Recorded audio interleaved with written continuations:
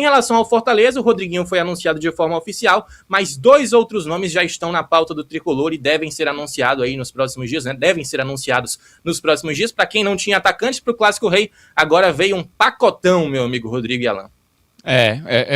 O Fortaleza se mexendo no mercado. Agora, a renovação do Luiz Otávio, muito interessante, né?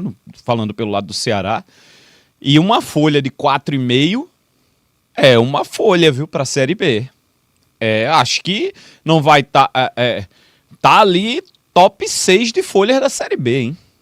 Vai estar nesse nível aí, porque o próprio Sport, que é um clube que caiu da Série A também, projeta 4 milhões, não é isso? Então, eu não sei se a gente vai ter uma alteração por causa do aumento que a FFU vai conceder aos seus afiliados, né? Isso aí talvez até suba um pouco o patamar salarial da Série B. Pro lado de cá, o Náutico estipulou no início da temporada 2,5 milhões, mas não se contava com um acordo tão vantajoso como o que o Náutico teve com a CBF. Então, a gente talvez tenha algo ali subindo um pouco mais esse teto para bater mas eu digo 3 assim, milhões. 4,5 milhões é uma folha top 6 de Série B. 4,5 milhões com certeza é uma folha assim, bem considerável, né? A gente deve ter aí basicamente os mesmos times de sempre tendo as maiores folhas, né? Ceará, Goiás, bem lembrado. O Vila Nova também. Será? O Vila Nova fez muitas contratações.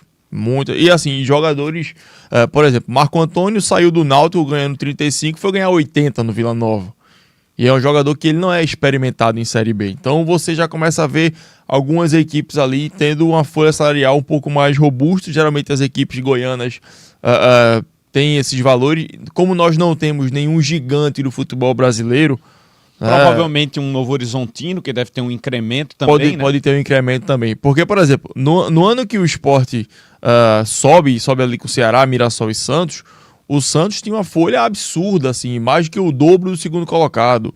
O Atlético Paranaense, ano passado, também tinha uma folha colossal. Então, nesse ano, as folhas tendem a ser um pouco mais equilibradas. Passou muitas dificuldades no Felan, no primeiro turno. O primeiro turno, o Atlético passou... no segundo turno que o time ganhou força, né? Tirou o reforço de Libertadores, que era o Viveiro, estava arrebentando no Atlético Nacional, né? Então fez um investimento pesado, porque o primeiro turno foi muito abaixo. Ou seja, dinheiro na Série B não significa rendimento esportivo. Essa que é a questão, né? É um ponto importante isso aí. É um ponto importante. É porque o dinheiro é importante, mas ele precisa ser bem canalizado. Ou seja, não adianta você ter muita grana se você não tem um cara que canalize para o local correto. Eu digo no sentido de que você precisa ter um cara bom, um executivo, um diretor que seja, um cara bom de contratações, porque senão tu vai queimar teu dinheiro, vai torrar teu dinheiro e teu time não vai render. Esse é um dos problemas de você não ter um profissional como esse, que cada vez é mais valorizado no mercado. E outro fator que faz muita diferença é o quão volumosa é a folha paralela dos clubes. Porque, por exemplo, citando o exemplo do Sport, que é mais próximo, o Sport teve muitas rescisões contratuais do ano passado para cá, muitas ações na justiça. O Sport fez muitos acordos com jogadores que haviam acionado o clube na justiça para pagar isso sem que fosse de forma ajuizada.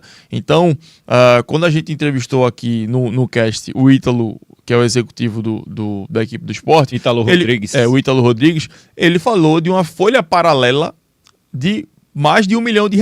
Então, assim, às vezes você até tem uma arrecadação boa a ponto de você fazer uma folha considerável ali para a Série B, mas o fato de você ter uma folha paralela muito alta pode acabar fazendo com que você invista menos no seu time e acabe tendo que pagar mais jogadores que não estão atuando na sua equipe. É o caso do Fortaleza, esse não, Luiz? Fortaleza está conseguindo equacionar dívida, rompendo contratos, mas acertando logo na hora de romper, de fazer a rescisão, ou está parcelando? Como é que está essa situação?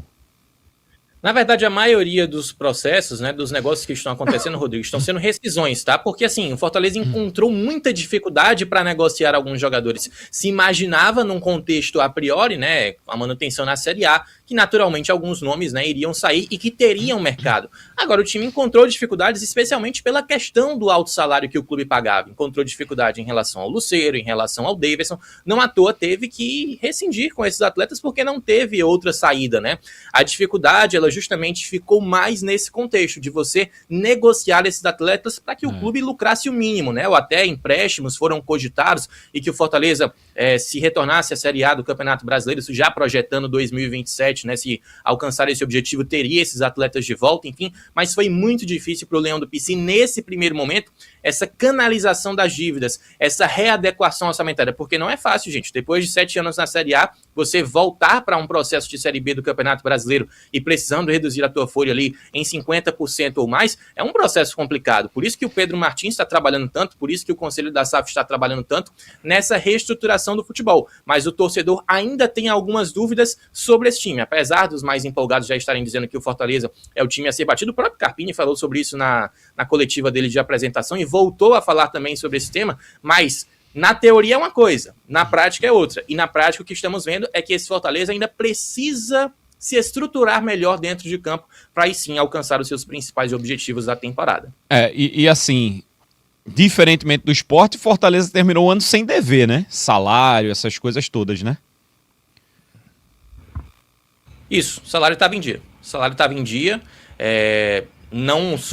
Surgiu especulação de que o salário estava atrasado, mas isso só passou, enfim, de inveja da concorrência, como a gente fala por aqui. Mas, assim, tudo correto. É claro que o Fortaleza também colocou algumas dívidas para serem pagas no período posterior. Isso faz parte, num contexto de rebaixamento, você se readequar a essa questão orçamentária, pensando em dívidas que vão ser parceladas, né, para um futuro próximo, médio, longo prazo, enfim. Mas em relação a dívidas com atletas, não foi citado por aqui.